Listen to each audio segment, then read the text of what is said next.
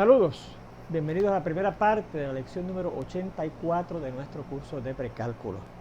Estábamos viendo cómo determinar las coordenadas del tercer y último punto trigonométrico especial que estábamos estudiando, que era el punto trigonométrico que le correspondía al número pi sobre 6. Y ahí tenemos planteado el problema, ¿verdad? Determine las coordenadas del punto trigonométrico p de pi sobre 6 o p de pi sextos. Y ya habíamos hecho parte del análisis para resolver ese problema. Lo primero de lo que hemos visto, esa cantidad pi sobre 6 es la mitad de pi sobre 3, ¿verdad? Porque si usted divide pi sobre 3 entre 2, da esto, ¿verdad? Y si usted computa eso, da pi sobre 6. Por lo tanto, para determinar dónde más o menos está el punto trigonométrico que corresponde a pi sobre 6 en un diagrama, tendré que caminar la mitad de la distancia que tengo que caminar para determinar el punto trigonométrico que le corresponde a pi sobre 3. Que dicho sea de paso, fue el punto trigonométrico especial previo a este que estudiamos. Ya habíamos visto que ese punto trigonométrico p de pi sobre 3 más o menos quedaba por aquí, ¿verdad que sí? O sea que la distancia que hay desde aquí, el punto 1, 0, que corresponde al punto trigonométrico del 0, ¿verdad? Que es de donde siempre se empieza a caminar en el círculo unitario para determinar puntos trigonométricos, hasta llegar ahí es pi sobre 3. Esa distancia desde aquí hasta aquí a lo largo del círculo unitario es pi sobre 3, ¿ves? Que habíamos encontrado que tenían esas coordenadas, ¿verdad? Ese punto trigonométrico. Así que si esa es la distancia pi sobre 3, la mitad de esa distancia, yo diría que es más o menos de aquí hasta aquí, ¿ves? Que esta distancia a lo largo del círculo unitario es más o menos igual a esta distancia a lo largo también del círculo unitario, ¿ves? La mitad de la distancia completa es de p de 0 hasta p de pi sobre 3. Así que el punto trigonométrico de p de pi sobre 6 queda exactamente esa mitad, así que en el diagrama queda más o menos por ahí, ¿verdad que sí? Y ese punto trigonométrico de pi sobre 6, sus coordenadas, que son x y y, son las que yo quiero determinar. Bueno, pues entonces habíamos encontrado lo siguiente, que este arco, ¿verdad? Mide pi sobre 6 porque esa es la distancia que tengo que caminar desde el punto 1, 0 hasta llegar al punto p de pi sobre 6. Y esa misma distancia, por ser la mitad de este arco, es lo que mide este otro arco, que completa la segunda mitad del arco que mide pi sobre 3. Vimos entonces que la distancia desde aquí hasta aquí, y donde este es el punto trigonométrico que le corresponde al número pi sobre 2, también era pi sobre 6. De hecho, fíjese que si usted suma esta distancia pi sobre 6, más esta distancia a lo largo del círculo unitario que es pi sobre 6, más esta distancia a lo largo del círculo unitario que es pi sobre 6, da pi sobre 6 más pi sobre 6 más pi sobre 6, 3 pi sobre 6, que cancelando el 3 con el 6 me queda pi sobre 2, que es la distancia que tengo que caminar desde aquí hasta llegar al punto trigonométrico que le corresponde a pi sobre 2. Bueno, pues eso era lo que habíamos visto, ¿verdad? Entonces analizamos, bueno, pues fíjese que este arco que mide pi sobre 6 y este arco que mide pi sobre 6 son congruentes. Por lo tanto, las cuerdas que ellos subtienden tienen que ser congruentes.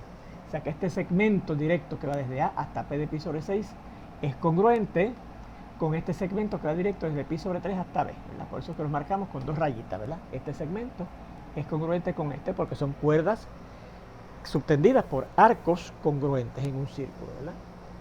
Bueno, pues hasta ahí era que sí habíamos llegado en esta discusión. Ahora yo digo, considere este segmento, este que va desde P de pi sobre 6 hasta un punto que yo llamo C y que es perpendicular ese segmento que estoy considerando al eje de X. Lo podemos hacer, pues recuerde que a través de un punto fuera de una línea pasa otra línea que va a incluir a ese segmento que es perpendicular a la primera línea que es el eje de X, ¿verdad? Bien, y entonces yo notaba lo siguiente, que la medida de ese segmento P de pi sobre 6 hasta C, donde fíjense que lo indico quitándole el signo de segmento, eso quiere decir la medida de ese segmento que va desde P de pi sobre 6 hasta C, es la Y, esta Y de ese punto, ¿verdad? Porque fíjense que la distancia perpendicular que va desde ese punto hasta el eje de X, esa es la ordenada de ese punto, así que esto mide Y. Y notamos entonces también que esta distancia que va desde el origen hasta ese punto C es precisamente la abscisa, la X de ese punto, ¿ves? Si yo camino X aquí y entonces ya hacia arriba llego a ese punto P de pi sobre 6. Así que efectivamente esto que está aquí mide lo que es la X y esto que está aquí mide lo que es la Y. Y yo voy a querer que entonces determinar esos dos valores. Cuánto mide esto y cuánto mide esto. Porque esto es la abscisa y esta es la ordenada de ese punto que yo intereso. Bueno, pues entonces además de este segmento P de pi sobre 6C que es perpendicular al eje de X, voy a considerar este otro segmento que va desde P de pi sobre 3 hasta el eje Y también perpendicular. Y fíjense que también, por la misma razón que yo puedo considerar este segmento perpendicular desde el punto trigonométrico P de pi sobre 6 hasta el eje de X, puedo considerar un segmento perpendicular que va desde P de pi sobre 3 hasta el eje de Y. Porque a través de ese punto, fuera del eje de Y, pasa una línea que es perpendicular al eje de Y, ¿verdad? Y ese segmento pertenece a esa línea. Y entonces yo encontré que ese punto, esa distancia, ¿verdad? Desde aquí hasta aquí, mide 1/2. ¿Por qué? Porque fíjense que esta distancia perpendicular desde aquí hasta el eje de Y es la abscisa de este punto, que ya yo encontré que era 1/2. Y fíjense que entonces esta distancia desde el origen hasta ese punto D es la ordenada, la Y de ese punto, raíz cuadrada de 3 sobre 2, ¿verdad? Porque si yo camino, ¿verdad? La ordenada, raíz cuadrada de 3 sobre 2, y llego hasta aquí, a esta altura, este valor de la Y. Y entonces si camino 1/2 hacia acá, llego al punto. Así que efectivamente esto es 1/2 y esto es raíz cuadrada de 3 sobre 2. Bien. Bueno, pues fíjense que este segmento perpendicular que yo consideré aquí, forma aquí un triángulo rectángulo, ¿verdad que sí? El triángulo rectángulo P de pi sobre 6, CA. Y este segmento que está aquí determina aquí también otro triángulo rectángulo, porque fíjense que aquí se forma un ángulo recto, que es el triángulo rectángulo P de pi sobre 3 de B, ¿verdad? Bien, pues fíjense, esos dos triángulos rectángulos, ¿verdad? Esos dos triángulos rectángulos tienen ya hipotenusas congruentes. ¿Ves? La hipotenusa, el lado opuesto al ángulo recto en este triángulo rectángulo, es congruente con la hipotenusa en ese otro triángulo rectángulo. Así que ya esos dos triángulos rectángulos, este que está aquí y este que está aquí, tienen hipotenusas congruentes. Ahora note lo siguiente. El ángulo CAP de pi sobre 6, este que está aquí, CAP de pi sobre 6, este ángulo que está aquí, CAP, está inscrito en ese círculo unitario, porque el vértice está en el círculo unitario y sus lados, fíjense que son cuerdas de ese círculo unitario. Esta cuerda y esta cuerda, que de hecho es un diámetro del círculo unitario porque pasa por el centro del círculo unitario.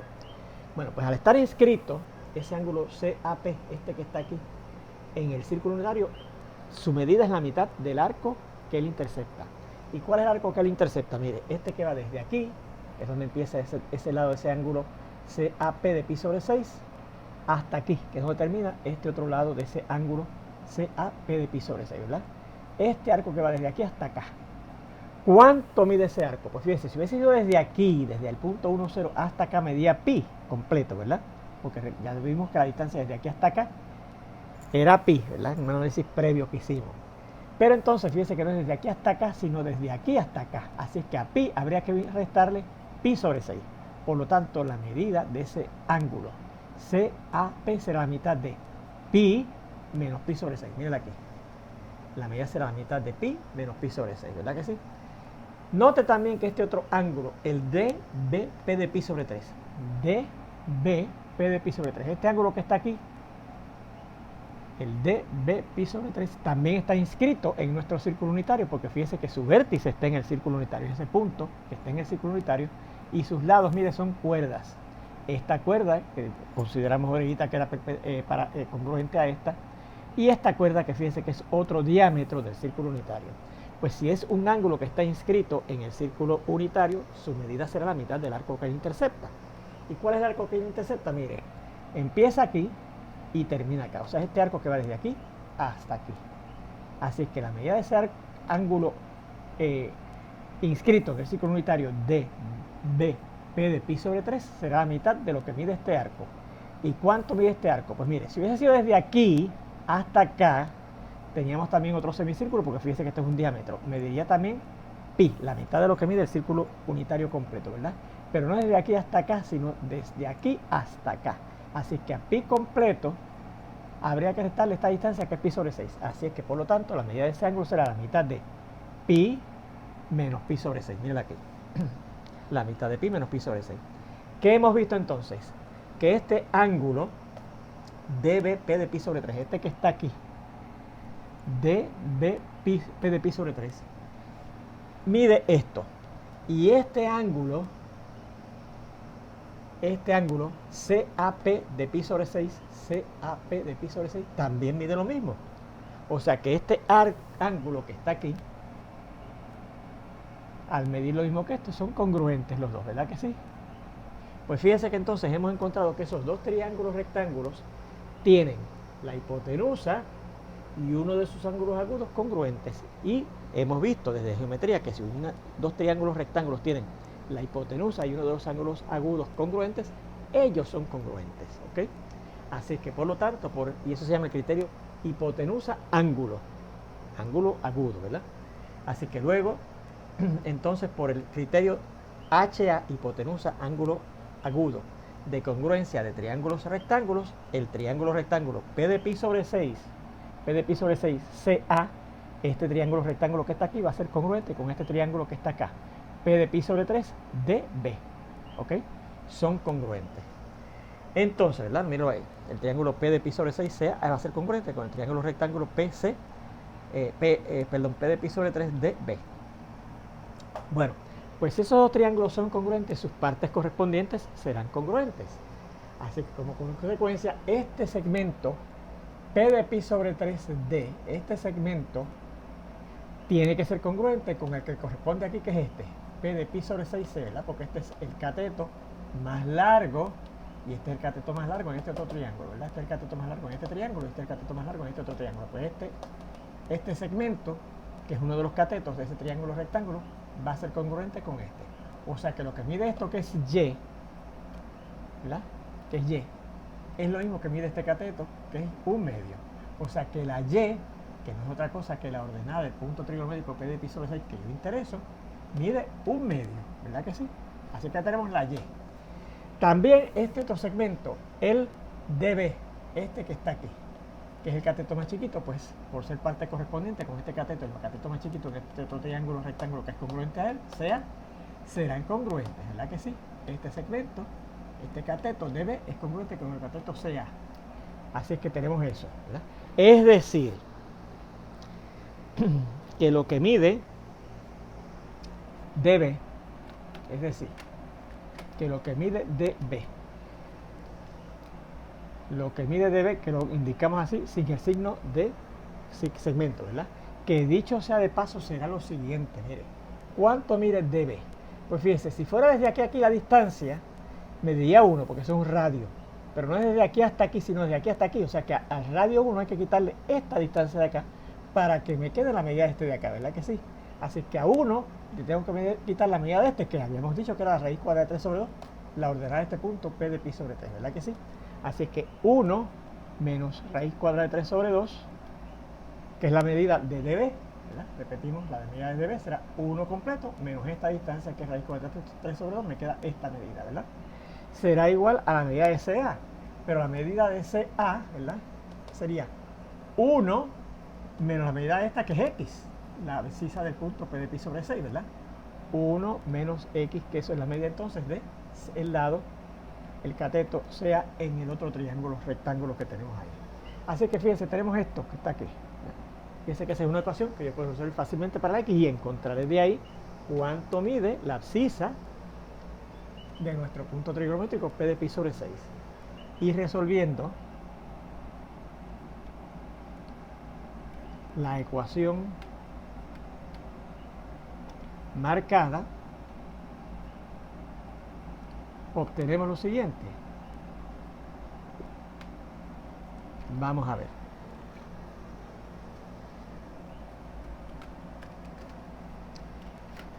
Y claro, lo que quiero buscar es cuánto es la X, ¿verdad? Mi incógnita. Pues esa X que está en el lado derecho de esa ecuación que voy a considerar, la muevo al lado izquierdo, ¿verdad? Y pasaría positiva a X, ¿verdad? Porque la tengo que sumar en ambos lados. Y entonces estos dos términos que están en el lado izquierdo y que no contienen la X, los resto en el lado derecho, ¿verdad? Así que tenemos el 1 que está en el lado derecho, restamos este 1 y restamos este, o más bien sumamos la raíz cuadrada de 3 sobre 2, ¿verdad que sí? Y entonces, ¿qué pasa con el 1? Se va y nos queda que la X es raíz cuadrada de 3 sobre 2.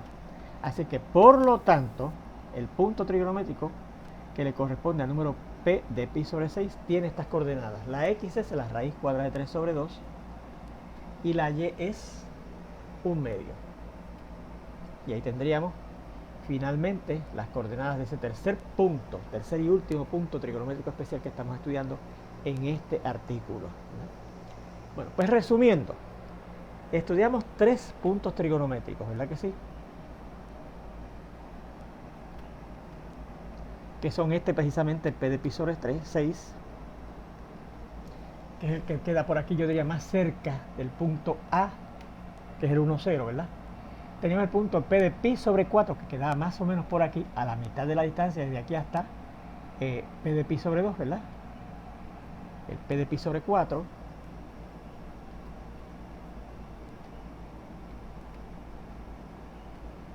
Y finalmente el punto P de pi sobre 3, que fue el segundo que determinamos, ¿verdad? Que sí, que ya tenemos que sus coordenadas son 1/2 y la raíz cuadrada de 3 sobre 2, ¿verdad que sí? Y la de este son raíz cuadrada de 3 sobre 2 y 1/2. Fíjense qué cosa curiosa, se intercambia la x y la y de estos dos puntos, ¿verdad? Y P de pi sobre 4 habíamos encontrado que era la raíz cuadrada de 2 sobre 2 y la raíz cuadrada de 2 sobre 2, ¿se acuerdan?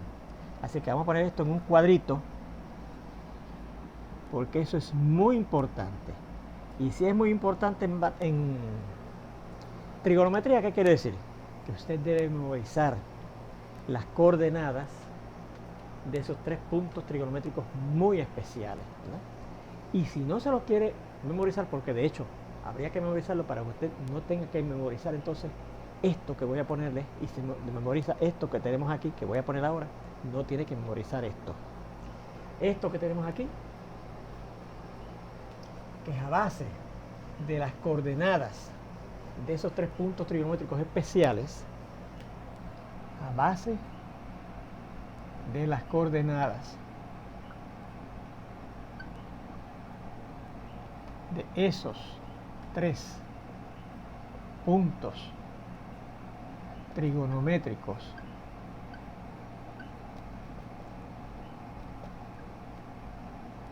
especiales,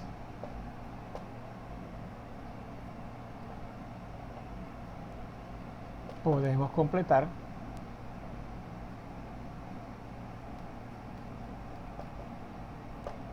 lo que se conoce como la tabla pequeña. O sea que si usted no quiere acordarse de la tabla pequeña, tiene que recordar esto. Pero es más fácil recordar la tabla pequeña que recordar las coordenadas de esos puntos trigonométricos. Mire, ¿y qué tiene esa tabla pequeña?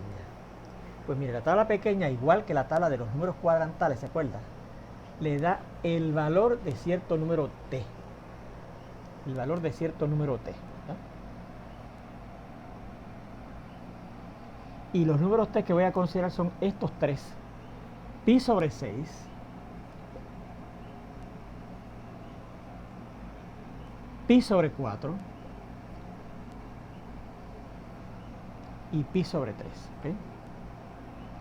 Y entonces de esos tres números, pi sobre 6, pi sobre 4 y pi sobre 3, le voy a dar los valores de las siguientes funciones: el seno de cada uno de ellos, el coseno de cada uno de ellos y la tangente de cada uno de ellos. ¿Ok? Bien.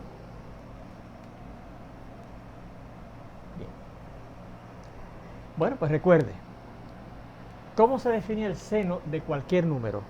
Pues era la ordenada, la y del punto trigonométrico que correspondía a ese número. Por ejemplo, si yo quiero ver cuánto será el seno de pi sobre 6, pues vamos al punto trigonométrico P de pi sobre 6. Y la ordenada, que es la y, es 1/2. Así que el seno de pi sobre 6 es 1/2. ¿Cuánto es el coseno? Pues el coseno, recuerde que por definición es la x del punto trigonométrico que le corresponda a esa t, que es el pi sobre 6.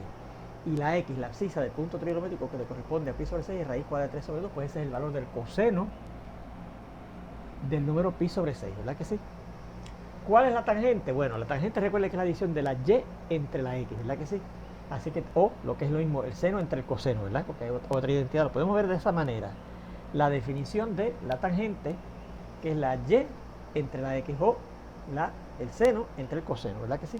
Así que la tangente de pi sobre 6 yo tendría que hacer este cómputo: dividir la y, que es 1/2, entre la x, que es la raíz cuadrada de 3 sobre 2, ¿verdad? O el seno entre el coseno. Y esto sería 1/2 multiplicado por, y el recíproco de esto es 2 sobre la raíz cuadrada de 3. ¿No?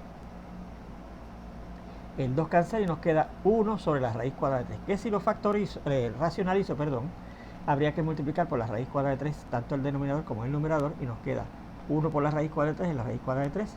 Y la raíz cuadrada de 3 por ella misma da el cuadrado de la raíz cuadrada de 3, que es el 3. Así que la tangente de pi sobre 6 es raíz cuadrada de 3 sobre 3, ¿verdad? Para pi sobre 4, ¿cuánto será el seno? Pues el seno por definición es la y del punto trigonométrico que le correspondería a pi sobre 4. Y la y del punto trigonométrico que le corresponde al punto trigonométrico la y del del punto trigonométrico que le corresponde a pi sobre 4 es raíz cuadrada de 2 sobre 2. Así que sería el seno de pi sobre 4, ¿verdad que sí? Raíz de 2 sobre 2. ¿Cuánto será el coseno de pi sobre 4? Pues la x. Y la x da la casualidad que es raíz de 2 sobre 2. Así que se queda igual. ¿Y cuánto será la y? Pues recuerden que la y es la división de la y entre la x o el seno entre el coseno, ¿verdad? Siguiendo una identidad circular fundamental. Pero si yo estoy dividiendo el seno, que es raíz de 2 sobre 2, entre el coseno, que es lo mismo, una cosa entre ella misma da 1. Así que la tangente de pi sobre 4 es 1, ¿verdad que sí? Finalmente, ¿cuánto será el seno de t? Bueno, pues el seno de un número es la y del punto trigonométrico que le corresponde a ese número. Y la y del punto trigonométrico que le corresponde a pi sobre 3 es raíz de 3 sobre 2. Así que será el seno de raíz de 3, de pi sobre 3, ¿verdad? Raíz cuadrada de 3 sobre 2. ¿Cuánto será el coseno? Pues el coseno es la x, y la x, mire, es un medio. Así es que el coseno de pi sobre 3 es un medio. ¿Y cuánto será la tangente? Pues recuerde que será la división de la raíz cuadrada de 3 sobre 2, la x, entre la y. O el seno entre el coseno, que es esto, ¿verdad? Seno entre coseno. O sea que sería la raíz cuadrada de 3 sobre 2 dividido entre un medio, la y entre la x. Y esto es la raíz cuadrada de 3 sobre 2 multiplicado por el recíproco de esto, que es 2 sobre 1. El 2 cancela y nos queda la raíz cuadrada de 3 por 1, que es la raíz cuadrada de 3 sobre 1 que quedó aquí por 1, 1. Y la raíz cuadrada de 3 entre 1 da la raíz cuadrada de 3. Así que la tangente de pi sobre 3 es la raíz cuadrada de 3. Pues ahí tenemos lo que es la tabla pequeña. Una tabla que nos da el seno, el coseno y la tangente de esos tres números cuyos puntos trigonométricos hemos considerado como especiales y cuyos puntos trigonométricos hemos estado determinando sus coordenadas en las últimas dos clases, ¿verdad? Bueno, pues como les he dicho, ustedes tienen que aprender de memoria esos valores de esas tres funciones circulares de esos tres números, porque son muy importantes. Los voy a estar usando en este curso, los voy a estar usando en el cálculo, en el análisis vectorial, en álgebra abstracta, en cualquier curso de ahora en adelante. Los va a necesitar para ejemplos, para teorías, etc. Así que vayan aprendiendo, o sea, además de que los va a necesitar en los cursos de física y de ingeniería. Así que usted, su carrera va a ser seguir una ingeniería en el futuro, ¿ok? Muy bien, pues vamos a ver ejemplos de aplicación de esa tablita, ¿ok? Ejemplos. Dice, determine el valor de las siguientes funciones circulares. Y la primera es esta, mire. Dice así.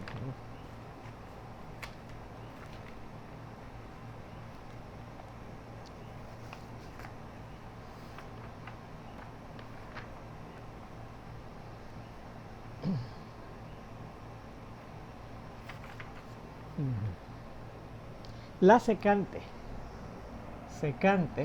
de pi sobre 4. Si usted dice, yo tengo pi sobre 4 en mi tabla pequeña, ¿verdad? Pero no tengo la secante. Y usted dirá, bueno, dicho sea de paso, yo noto que me dan el seno, el coseno y la tangente, pero no nos dan ni la cotangente, ni la secante, ni la cosecante. Pero ¿qué pasa? Que la cotangente es la función recíproca de la tangente, la secante es la función recíproca del coseno y la cosecante es la función recíproca de del seno, ¿verdad que sí? Así que por eso es que no me dan las otras tres, porque si me piden las otras tres, por ejemplo, me están pidiendo la secante que no aparece ahí de este número, pues ya yo sé que lo que tengo que hacer es, para buscar la secante de pi sobre 4, es buscar el recíproco de la función recíproca de la secante, que es el coseno, ¿verdad? Así es que para buscar la secante de pi sobre 4, o sea, el recíproco del coseno, porque el coseno y la secante, recuerden que en una identidad circular fundamental encontramos que eran recíprocas una de la otra. Así que será el recíproco de, y el coseno de pi sobre 4, míralo aquí, es raíz de 2 sobre 2, ¿verdad que sí? Y si yo busco el recíproco de esta fracción y esa fracción virada al revés, 2 sobre la raíz cuadrada de 2. Y si yo racionalizo el denominador de esa fracción, tendríamos que multiplicar por la raíz cuadrada de 2 arriba y abajo, ¿verdad? Y tendremos 2 por la raíz cuadrada de 2 sobre, y la raíz cuadrada de 2 por ella misma del cuadrado de la raíz cuadrada de 2 o la raíz cuadrada de 4, que es 2. El 2 cancela y ¿qué nos queda? La raíz cuadrada de 2. Y ahí tendríamos el valor de la secante de pi sobre 4. O sea que fíjese que si me piden una de las tres funciones que no aparece en la tabla pequeña, secante, cotangente o cosecante, tendré que buscar el recíproco de una de las que está aquí. No tengo que tenerlas escritas, porque con usar cuál es la recíproca y conocer las originales, pues puedo obtener los valores de las otras tres funciones circulares que no aparecen en la tabla pequeña. Fíjense en este segundo ejemplo, que dice el seno de 5pi sobre 3. Segundo es el seno de 5pi sobre 3. Y usted dirá, bueno, el seno me lo dan, pero yo no tengo el 5pi sobre 3 aquí, ¿verdad que no? Yo tengo el pi sobre 3 y me piden el de 5pi sobre 3, un múltiplo de uno de los valores que aparecen en la tabla pequeña, ¿verdad? 5 veces pi sobre 3. No va a ser 5 veces lo que es el seno, ¿sabe? No es 5 veces lo que es el seno, eso no es lo que, recuerden que eso no es lo que significa eso. Mire lo que usted va a hacer. Bueno, yo voy a preparar aquí un círculo unitario en donde voy a marcar los múltiplos de pi sobre 3 en ella, ¿verdad que sí? Los múltiplos de pi sobre 3. Bueno, vamos a ver. Aquí tenemos el eje de Y y aquí tenemos el eje de X, ¿ok? Y vamos a dibujar una bastante buena representación del círculo unitario. Si es que usted me da una buena nota por esa representación del círculo unitario. Lo importante es que usted haga un círculo parecido al círculo unitario, más o menos, ¿verdad que sí? Yo encontré cuando hicimos el análisis para determinar el punto trigonométrico de pi sobre 3, que pi sobre 3 quedaba aquí más o menos, ¿verdad que sí? P de pi sobre 3, ¿verdad que sí? ¿Recuerdan? ¿Por qué? Porque pi sobre 3 es una tercera parte de pi. Y pi es la distancia que hay desde aquí hasta acá, ¿se acuerdan? Aquí que está el punto trigonométrico que corresponde a pi. ¿Se acuerdan? Pues pi sobre 3 es una tercera parte, ¿ves?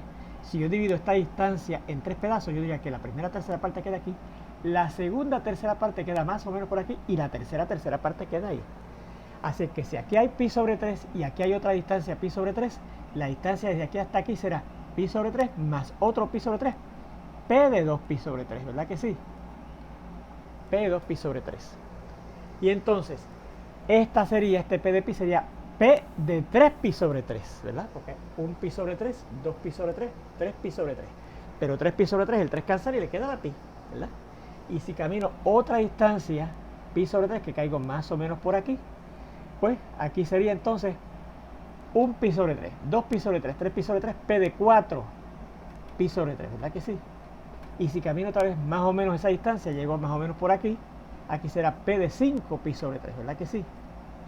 Y aquí, al caminar hasta aquí, llego a p de 6 pi sobre 3, porque ya tenemos 1, 2, 3, 4, 5 pi sobre 3, 6 pi sobre 3, pero 6 pi sobre 3 entre 3, el 6 cancela con el 3 y me queda 2 pi, p de 2 pi. ¿Ok? P de 2 pi. O sea que fíjense que yo voy a marcar esto, este hexágono, porque ese hexágono me va a ayudar a determinar las coordenadas de esos 6 puntos, ¿verdad? Este y este. 6 puntos. 1, 2, 3, 4, 5 y 6, ¿ok? Y fíjense que esos puntos son múltiplos de pi sobre 3. 1 pi sobre 3, 2 pi sobre 3, 3 pi sobre 3, 4 pi sobre 3, 5 pi sobre 3, 6 pi sobre 3, 3, ¿verdad?